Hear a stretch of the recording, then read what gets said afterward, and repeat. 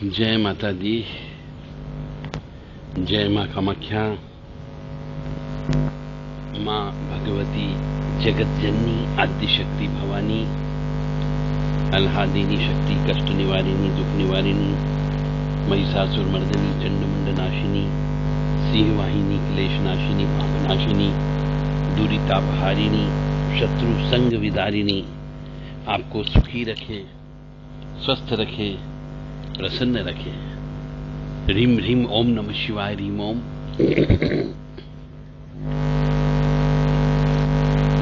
शिवरात्रि का पूजन कैसे करें और पूरी पूजन पद्धति हम आपको बताने जा रहे हैं। यदि आपको शिवरात्रि के दिन कोई भी पंडित या ज्योतिषाचार्य या कोई शास्त्री, जो कोई मंदिर का भगत, पंडा, पुजारी आपको नहीं मिलता हो, क्योंकि कल उनकी व्यस्तता रहती है, या व्यस्तता में वो पूजा करने में यदि आपसे ज्यादा दक्षिणा की बात करते हैं, तो आप स्वयं शिव जी की पूजा कर सकते हो। क्योंकि हमारे यहाँ विशेष तौर से भारतवर्ष में जब भी कोई तीज त्योहार आता है बड़ा, तो जिनको ज्ञान होता है पंडित जी की, पुजारियों की, शास्त्री लोगों की, उनकी डिमांड बढ़ जाती है। और जैसे जैसे डिमांड बढ़ती जाती है, उनकी दक्षिणा भी बढ़ती जाती है और वो पूजा भी शॉर्टकट कराने लग जाते हैं। जो विधि विधान से पूजा होना चाहिए वह न कराते हुए शॉर्टकट तरीके से रुद्राभिषेक कर देते हैं। केवल 1-2 अध्याय बोल करके रुद्राभिषेक कर देते हैं, पूरा विधि विधान से रुद्राभिषेक नहीं करते हैं। तो कई बार वो पूजा आपकी लगती नहीं है, सिर्फ दान लगता है कि जो आपने पंडित जी को दे दिया। ये कई बार होता है। जब भी कोई विशेष तीज त्योहार आ जाता है, तब अक्सर देखा गया है कि एक एक पंडित जी के पास में 10-10 पूजा होती है। तो वो 10 घर में पूजा नहीं कर सकता, 10 की एक पूजा नहीं कर सकता, क्योंकि एक रुद्र अभिषेक करने में कम से कम 1.5 घंटा तो कम से कम लगता है। बहुत ही स्पीड में करेगा तो भी, अन्यथा 2 घंटे लगते हैं।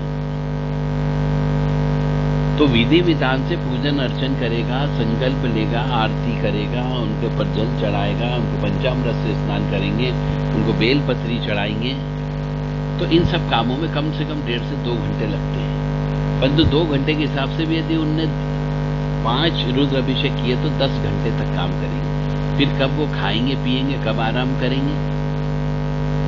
इसलिए हो सकता है कि कल आप किसी पंडित जी को यदि संकल्प देते हैं तो वो संकल्प आपका अधूरा भी हो सकता है। तो आप खुद अपनी पूजा खुद करो। किसी भी शिव जी मंदिर में जाकर के आपको पूजा करना है, या घर पर भी सब सामान लेके आ जाइए पूजन का, और घर पे कोई शिवलिंग होगा, उन शिवलिंग की आप पूजा करें। अब शिवलिंग की पूजा कैसे की जाए, ये मेन इंपॉर्टेंट है। आप कहेंगे साहब हमने तो आज तक पूजा ही नहीं की, तो हम आपको तरीका बताने जा रहे हैं कि सामान्य शिव जी की पूजन अर्चन कैसे करें। कोई मंत्र की जरूरत नहीं है, सिर्फ ओम नमः शिवाय मंत्र आपको बोलना है, या फिर ओम त्र्यंबकम जजामहे सुगंधिम पुष्टिवर्धनम उर्वारुक्मी बंधनान मृत्योर्मुक्षीयमामृतात्, ये 2 मंत्र आप बोलते रहें। तो शिव पूजन कैसे करते हैं, आइए अपन शिव जी का पूजन करना प्रारंभ करते हैं। स्नान करके ही पूजा में बैठना है। साफ सुथरे उजले वस्त्र पहनना है। साफ सुथरे उजले वस्त्र का मतलब हो गया, सफेद कपड़े पहन लें, पीले कपड़े पहन लें, लाल कपड़े पहन लें। काले कपड़े नहीं पहनना चाहिए शिव जी के पूजन में। जीन्स पहन करके न करें पूजा, ऐसे वस्त्र पहनना चाहिए जिससे बैठने में आसानी हो। और हो सके तो बिना सिला हुआ वस्त्र यानी धोती वगैरह आप पहने, तो ज्यादा अच्छा रहेगा। आसन स्वच्छ होना चाहिए, टूटा फूटा आसन नहीं होना चाहिए, छेद किया हुआ आसन नहीं होना चाहिए। कुश का आसन हो तो सबसे अच्छा माना जाता है, ऊन का आसन हो तो और अच्छा माना जाता है। पूर्व या उत्तर दिशा में मुंह करके ही पूजा करना चाहिए। बिल्व पत्र, जो चिकनाहट वाला भाग होता है वही शिवलिंग पर चढ़ाना चाहिए। खंडित बिल्व पत्र को अलग कर देना चाहिए और बेलपत्री कम से कम 3 पत्ती वाला होना चाहिए। 2 पत्ती वाला बेलपत्री नहीं चढ़ाना चाहिए। ये सब तैयारी करके रखना है। संपूर्ण परिक्रमा कभी नहीं की जाती है शिव जी की। शिव जी की परिक्रमा हमेशा जहां तक जलहरी होती है वहां तक ही शिव जी का पूजन होता है। पूरी परिक्रमा करने पर उस व्यक्ति का नाश हो जाता है, ऐसा कहा गया है। तो शिव जी का पूजन करते समय परिक्रमा यदि आप करते हैं तो आपको केवल और केवल शिवलिंग की पूजन परिक्रमा करना है, जलहरी की परिक्रमा न करें। पूजन में चंपा के पुष्प का प्रयोग नहीं करना चाहिए। बिल्व पत्र के उपरांत सफेद आंकड़े इन्हें आक, अकंद के फूल, धतूरे के पुष्प और नील कमल का प्रयोग अवश्य कर सकते हैं। शिव जी को प्रसाद कभी भी शिव जो है उनके प्रसाद का कभी भी इनकार नहीं करना चाहिए।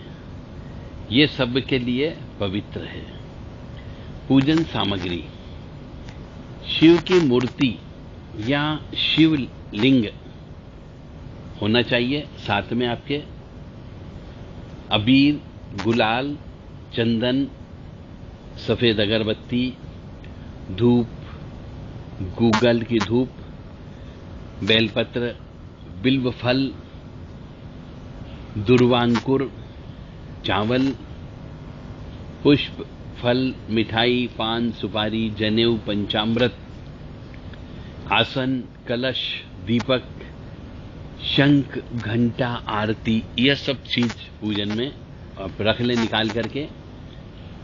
और पूजा जब करते हैं तो उसे उन जो भी व्यक्ति पूजन करना चाहता हो शिव जी का, जैसा कि हमने पूर्व में बताया है कि स्नान ध्यान करके जल्दी उठना चाहिए। सूर्य उदय के पहले उठ जाएं और पूरे कर्म करने के बाद पूर्व दिशा या ईशान दिशा के कोने में बैठना है।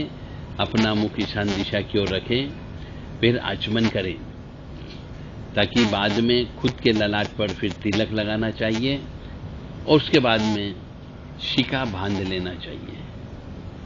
ये सामान्य, मतलब इसके लिए कोई मंत्र की जरूरत नहीं है। सबसे पहले बैठ जाएं, सब सामान की तैयारी कर लें और शिव जी के अभिषेक करने के लिए कोई भी तगारी रख लें, स्टील की बड़ी थाली रख लें ताकि वो जल जो शिव जी के ऊपर चढ़ाया जाता है दूध मिश्रित, उस जल को आप इकट्ठा कर सके।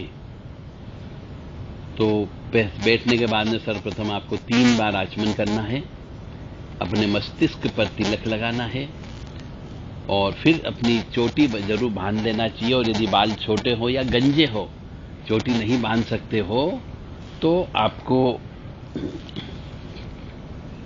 अपने सिर के ऊपर कोई न कोई कपड़ा रख लेना है। कुछ लोग आचमन करना है और बोल सकते हो तो ओम केशवाय नमः, ओम नारायणाय नमः, ओम माधवाय नमः, इस प्रकार 3 बार आचमन करें 3 मंत्रों को बोलते हुए। तीनों बार पानी हाथ में लेकर के पीना चाहिए और बाद में ओम गोविंदाय नमो नमः बोल करके हाथ धो लेना चाहिए। और बाद में बाएं हाथ में पानी लेकर दाएं हाथ के पानी से अपने मुंह, कर्ण, आंख, नाक, नाभि, हृदय और मस्तक पर उस जल को लगाना चाहिए और बाद में रीम नमो भगवते वासुदेवाय बोल करके खुद के चारों ओर पानी के छींटे डाल देना चाहिए। ह्रीं नमो नारायणाय बोलकर प्राणायाम भी करना चाहिए। एवं स्वयं एवं सामग्री का पवित्रीकरण हो जाता है। तो ओम अपवित्रम पवित्रो वा सर्वावस्थाम गतोऽपि वा यह स्मरेत पुंडरीकाक्षम सह ब्राह्म्याभ्यंतर शुचि। ये बोल करके शरीर एवं पूजन सामग्री पर जल का छिड़काव करना चाहिए शुद्धिकरण करने के लिए। उसके बाद न्यास किया जाता है। कोई भी पूजा करे, हिंदू सनातन धर्म के अनुसार न्यास करना अनिवार्य होता है। तो न्यास जो होता है, हम आपको न्यास करना बता रहे हैं। ओम ह्रीं नम पादाभ्याम नमः, दोनों पांव पर। ह्रीं मोम जानुभ्याम नमः। ह्रीं भम कटिभ्याम नमः। ह्रीं गम नाभ्ये नमः। ह्रीं वम हृदयाय नमः। ह्रीं तें बाहुभ्याम नमः। ह्रीं वाम कंठाय नमः। ह्रीं सुम मुखाय नमः। ह्रीं दें नेत्रताभ्याम नमः। ह्रीं वाम ललाटाय नमः। ह्रीं याम मूर्धे नमः। ह्रीं नमो भगवते वासुदेवाय नमः। पूरे शरीर पर इस प्रकार, दोनों पैर, दोनों जंघे पर, दोनों कमर पर, नाभि पर, हृदय पर, कंधे पर, गले पर, मुख पर, नेत्रों पर, ललाट पर, मस्तक पर और फिर पूरे शरीर पर ये भगवान शंकर की पूजा करें। अब पूजा करने के लिए तिलक जब लगाते हैं तो तिलक मंत्र भी बोल सकते हो तो बोले, ना बोल सकते हो तो कोई दिक्कत नहीं है, तिलक रमन लगा लें। फिर नमस्कार करें, हाथ में अक्षत पुष्प लेकर के ये निम्न मंत्र जो हम बोलने जा रहे हैं, ये मंत्र बोल करके नमस्कार करना चाहिए। ओम ह्रीं गणेशाय नमः। ओम उमा महेश्वराभ्यो नमः। ओम शची पुरंदराभ्यो नमः। ओम वाणी हिरण्यगर्भाभ्यो नमः। ओम लक्ष्मी नारायणाभ्यो नमः। ओम कुलदेवताभ्यो नमः। ओम इष्ट देवताभ्यो नमः। ओम ग्राम देवताभ्यो नमः। ओम स्थान देवताभ्यो नमः। ओम स्थापित देवताभ्यो नमः। ओम सर्वेभ्यो देवेभ्यो नमः। ओम सर्वेभ्यो तीर्थेभ्यो नमः। ओम सर्वेभ्यो तीर्थेभ्यो नमः। ओम सर्वेभ्यो ब्राह्मणेभ्यो नमः। ओम सर्वेभ्यो ऋषिभ्यो नमः। ओम सर्वेभ्यो सिद्धाय नमः। ओम नवग्रह देवताभ्यो नमः। ओम वास्तु देवताभ्यो नमः। ओम गुरुभ्यो नमः। ओम मातपितृचन कमलेभ्यो नमः। ओम सर्वेभ्यो पितरेभ्यो नमः। ओम चतुष्षष्टि योगिनी देवेभ्यो नमः।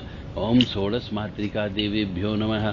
ओम सप्तघत मातृका देवेभ्यो नमः। ओम सप्तसागरेभ्यो नमः। ओम सप्तऋषिभ्यो नमः। ओम सप्त गंगा आदि नदीभ्यो नमः। ओम चम क्षेत्रपालाय नमः। ओम बम भैरवाय नमः। ओम क्लीं कालिकाय नमः। ओम क्लीं कृष्णाय नमः। ओम नमो भगवते वासुदेवाय। ओम नमो नारायणाय। इस प्रकार से सभी देवी देवता का आप आह्वान करें और जो फूल आपने लिया है, अक्षत पुष्प, वो सामने कलश रहता है, उस कलश के पास में छोड़ दीजिएगा। दीपक को प्रज्वलित करना है आपको। जब भी पूजा करें कोई न कोई दीपक अवश्य लगाना है आपको। घी का दीपक ही आपको प्रज्वलित करना है। और घी के दीपक को कभी भी जमीन पर नहीं रखा जाता है। तो दीपक को चावल रख लें, गेहूं रख लें, कुछ भी अन्न का धान रख लें, उसके ऊपर दीपक को रखना चाहिए। उसके बाद में गणपति जी का ध्यान कर लें। मंत्र बोल सकते हो तो बोले, नहीं बोल सकते हो तो कोई बात नहीं। ओम गम गणपते नमः तो बोल ही लीजिएगा। ओम सुमुखश्च एकदन्तश्च कपिलो गजकर्णकः लंबोदरश्च विकटो विघ्ननाशो विनायकम् धूम्रकेतुर्गणाध्यक्षो भालचंद्रो गजाननः द्वादशेतानि नामानि च पठे च याभि विद्यारंभे विवाहे च प्रवेशे निर्गमे सदा संग्रामे संकटे च विघ्नस्तस्य न जायते। शुक्लांबरं देवं शशिवर्णं चतुर्भुजं प्रसन्नवदनं ध्याये सर्वविघ्नोपशान्ते वक्रतुण्ड महाकाय सूर्यकोटि समप्रभा निर्विघ्नं कुरु मे देव सर्वकार्येषु सर्वदा। इस प्रकार से ये गणपति स्मरण शुरू में की जाती है। फिर गंध अक्षत पुष्प जो है कलश के ऊपर छोड़ दीजिएगा। फिर आपको संकल्प लेना है। दाहिने हाथ में जल और चावल और 1 रुपये 5 रुपये का कोई भी सिक्का अवश्य लेना है और संकल्प ले लें। 3 बार ओम विष्णु विष्णु विष्णु बोलिए और फिर उसके बाद में यदि पूरा मंत्र आप बोल सकते हो तो ठीक, अन्यथा आपको सिर्फ अपना नाम, गोत्र, नगर का नाम, शहर का नाम, मकान नंबर बोलते हुए संकल्प ले लीजिए। एक हम उदाहरण के तौर पे आपको समझा रहे हैं। ओम विष्णु विष्णु विष्णु श्रीमद् भगवतो महापुरुषस्य विष्णुराज्ञत प्रवर्तमानस्य अद्यसि ब्रह्मणे रीति पारादेशी श्वेतवारा कल्पे वेमस्तदनंतरे अष्टाविशंतरे कलियुगे कलियुगे कली प्रथम चरणे भूलोर के जम्बूद्वीपे भारतवर्षे भारखंडे आर्यवर्ता अंतर्गत देशे सो नगरे, मतलब नगर का नाम ले लीजिएगा। सो ग्रामे बौद्धावतारे विजय नाम संवत्सरे से सूर्य दक्षिणायने वर्षा ऋतु हो, महामंगल प्रदे मासोत मासे शुभ भाद्रपद मासे शुक्ल पक्षे चतुर्थ्याम तिथियो भृगुवासरे हस्तस्य नक्षत्रे शुभ योगे शुभ करणे। और फिर उसके बाद में यथा राशि गुण गण विशिष्टातम स्थितेषु सुग्रहम गुण गण विशेषण विशिष्टाम चतुर्ध्याम शुभ पुण्य तिथो। तिथि का अपना नाम बोल दीजिए, गोत्र बोल दिए, अमुक नामा हम अमुक गोत्र उत्पन्नस्य अमुक दासो हम आत्मनम श्री महागणपति प्रीत्यर्थम यथा उपलब्ध जो है उनसे पूजनम अहम करिष्ये। इसके बाद में हाथ का जल किसी पात्र में आप छोड़ दीजिएगा। फिर उस जो संकल्प लेते हैं इसमें अपने नगर का नाम अवश्य बोल देना चाहिए कि आप किस शहर में रह रहे हैं। अपने ग्राम का नाम बोल दीजिए ना, अपने कुल की गोत्र बोल देना चाहिए और अपना नाम बोल करके ये अवश्य बोलना चाहिए। इसके बाद में पीली सरसों हाथ में ले लें और पीली सरसों को जहां पूजन होता है उसके चारों तरफ छिड़का जाता है। दिग् रक्षण बोलते हैं कि हम पूजा पाठ कर रहे हैं तो इसमें किसी प्रकार की कोई भी गलत चीज यदि हो तो वो इस स्थान से चली जाए, क्योंकि हम देवादिदेव सदाशिव का आह्वान कर रहे हैं। तो इस तरीके से सभी 8 दिशाओं में वो पीली सरसों को छिड़क दीजिएगा। पूरब, पश्चिम, उत्तर, दक्षिण और ईशान कोण, अग्नि कोण, वायव्य कोण और नैऋत्य कोण, ऊपर भी और जमीन पर भी, ऐसे 10 दिशा में भी फेंका जा सकता है। फिर जो कलश आपने रखा है उस कलश का पूजन होता है। ओम वर्णाय नमः। जो हमारे पास सामग्री उपलब्ध है, गंध अक्षत पुष्प, उससे वरुण का पूजन करके उनके ऊपर छोड़ दीजिएगा। गंधम समर्पयामि, पुष्पम समर्पयामि, सुगंधित द्रव्यम समर्पयामि, दक्षिणाम समर्पयामि। उसके बाद में आप चाहें तो पान, सुपारी, लौंग, इलायची, मिठाई, ये सब भी वहां पे आप चढ़ा सकते हैं। फिर जो आपने दीपक जलाया है उस दीपक का पूजन करें। उस पर भी वही प्रक्रिया रहती है। गंध, अक्षत, हल्दी, रोली, अबीर, गुलाल, कुमकुम, सिंदूर ये सब लगा करके पुष्प को चढ़ा दीजिए। पुष्पम दीप के सामने रख दीजिए। पुष्पम समर्पयामि। शंख आपके सामने होगा, उस शंख के ऊपर भी आपको इसी प्रकार से एक पुष्प के ऊपर सभी सामग्री रख लीजिए, पंचोपचार पूजा बोलते हैं, और शंख के ऊपर चढ़ा दीजिएगा। घंटा, जो घंटी होती है उसके भी इसी प्रकार से एक पुष्प के ऊपर गंध, अक्षत, पुष्प, हल्दी, रोली, अबीर, गुलाल रख करके चढ़ा दीजिए। फिर आपको भगवान शंकर जी का ध्यान करें। ओम नमः शिवाय, ओम नमः शिवाय, ओम नमः शिवाय, ओम नमः शिवाय, ओम नमः शिवाय। ये मंत्र आप बोलते रहें, क्योंकि आपको ज्यादा गहराई में नहीं जाना है, आपको सिर्फ पूजन अर्चन करना है। फिर जब ओम नमः शिवाय हम 11 बार बोल लेते हैं तो बोल करके भगवान शिव का आह्वान करने की हम मन ही मन में प्रार्थना करते हैं, भावना करते हैं कि वो आ गए हैं। उनको आसन दिया जाता है। तो आसन के मतलब हो गया शिव जी को एक बेलपत्री के ऊपर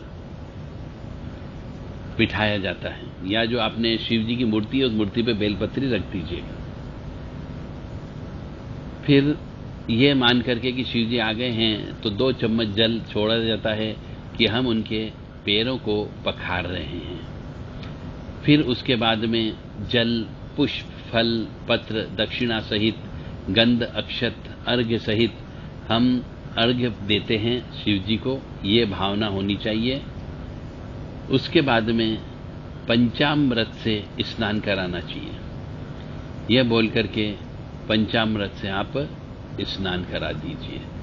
इस प्रकार ये शिव जी का पूजन होता है। उसके बाद में शिव जी के ऊपर दूध और पानी मिला करके अभिषेक करते रहें। ओम नमः शिवाय, ओम नमः शिवाय, ओम नमः शिवाय घर परिवार के सभी सदस्य मिलकर के बोलते रहें। तत्पश्चात जितनी देर आपको अभिषेक करना हो, मंत्र बोलना हो, बोलते रहें। दूध पानी चढ़ाते रहिए। जब आप थक जाएं तब भोलेनाथ के 108 नाम होते हैं। 108 नाम लेते हुए एक एक बेलपत्री जो स्वच्छ हो, शुद्ध हो, कटी फटी नहीं हो, वो बेलपत्री जो चिकना भाग होता है वो भोलेनाथ के ऊपर आपको चढ़ाना है। तो 108 नाम आप अष्टोत्तर शतनाम ले लीजिएगा। और नहीं, अगर नहीं मिलता है, नहीं ज्ञान है आपको, तो ओम नमः शिवाय बोलते हुए चढ़ाते जाइए। ओम नमः शिवाय, फिर बेलपत्र चढ़ा दीजिए, फिर ओम नमः शिवाय, ऐसे बेलपत्री चढ़ाइए, धतूरा चढ़ाइए, प्रसाद चढ़ा दीजिए। और अंत में महामृत्युंजय की 108 बार महामृत्युंजय बोल करके आपको आरती करना है। कपूर आरती आप कर दीजिएगा। इस प्रकार से ये भोलेनाथ की पूजा वो संक्षिप्त पूजा है। यह पूजा आप खुद स्वयं कर सकते हैं। जय माता दी, जय मां कामाख्या। ओम नमः शिवाय, ओम नमः शिवाय, ओम नमः शिवाय, ओम नमः शिवाय।